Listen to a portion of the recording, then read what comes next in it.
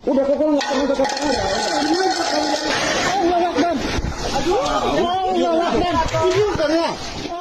Insiden tak terduga menimpa Muhammad Fadli, Lurah Perintis Kecamatan Medan Timur, Kota Medan.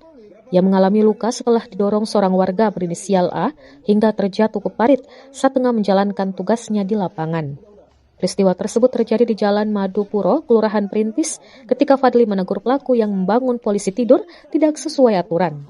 Awalnya, Fadli menerima laporan dari kepala lingkungan mengenai adanya polisi tidur yang dibuat sembarangan dan membahayakan pengguna jalan. Menurut Fadli, warga sekitar telah 2 kali mengeluhkan kondisi jalan tersebut, hingga pihak kelurahan sempat melakukan mediasi antara pelaku dan warga lain. Namun saat Fadli bersama tim hendak menertibkan lokasi, pelaku tiba-tiba marah dan mendorongnya hingga jatuh ke parit di pinggir jalan.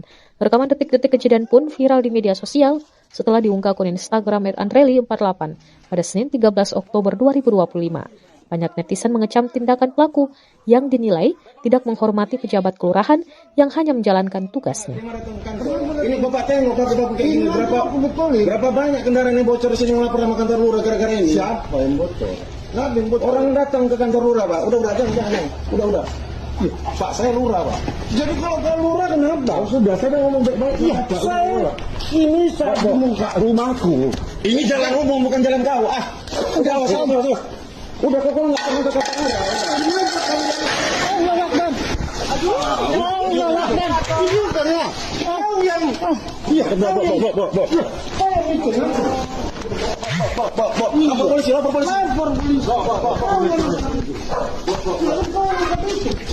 Bang. Kau yang bukan itu. Saya nggak tahu Bapak. Bapak lapor polisi. Kau yang nolak. Download Tribun X sekarang, menghadirkan lokal menjadi Indonesia.